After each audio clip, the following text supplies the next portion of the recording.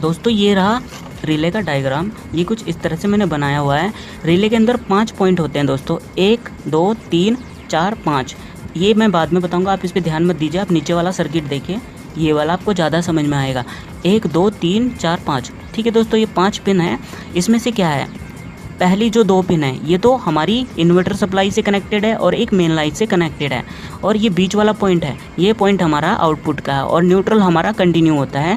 चाहे तो आप पीछे से लाइन से ले लीजिए न्यूट्रल, चाहे आप इन्वर्टर का बना लीजिए। तो पहली जो 2 पिन है, एक इन्वर्टर से सप्लाई से कनेक्टेड है और दूसरी लाइन सप्लाई से कनेक्टेड है। और जो बीच वाला है ये आउटपुट है। और ये जो 2 पिन है ये दोस्तों रिले की ये कॉइल की पिन होती है, ठीक है दोस्तों। जब इनमें सप्लाई देते हैं तो रिले के कॉइल के अंदर मैग्नेट बनता है और वो यहाँ पर एक पत्ती होती है दोस्तों। ये पत्ती, मेन सबसे बड़ा रोल इस पत्ती का है दोस्तों, ठीक है। यानी ये पत्ती एक पिन से अटैचमेंट रहेगी, ये इस पिन से अटैचमेंट रहेगी, ठीक है दोस्तों।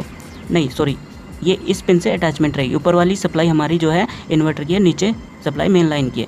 तो दोस्तों क्या होता है, जैसे यहाँ पर जैसे मेन सप्लाई आ रही है तो ये पिन इससे अटैचमेंट रहेगी। तो यहाँ पर मेन सप्लाई यहाँ से होती हुई आउटपुट निकल जाएगा, ठीक है दोस्तों। मेन सप्लाई इससे होता हुआ आउटपुट निकल जाएगा। तो दोस्तों जैसे ही पीछे की सप्लाई बंद होती है, मेन सप्लाई आना बंद होता है, तो यहाँ से सप्लाई कट जाता है, यहाँ से सप्लाई रुक जाता है, तो इन्वर्टर की सप्लाई चालू हो जाता है। लेकिन वो सप्लाई सबसे पहले इन 2 पॉइंट पर जाता है।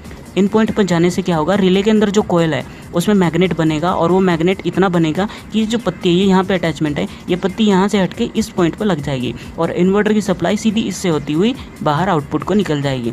तो इस तरह से काम करता है। अगली बार क्या होता है, जैसे ही सप्लाई आया तो इन्वर्टर की सप्लाई बंद हो जाएगी और इनमें सप्लाई आना बंद हो जाएगा और ये पत्ती जो यहाँ पर अटैचमेंट है ये यहाँ से तुरंत हट के इस पर लग जाएगी और मेन सप्लाई से यहाँ से आना और मेन सप्लाई इससे होते हुए सीधी आउटपुट में निकल जाएगी, बाईपास होकर। तो दोस्तों इन्वर्टर कुछ इस तरह से काम करता है।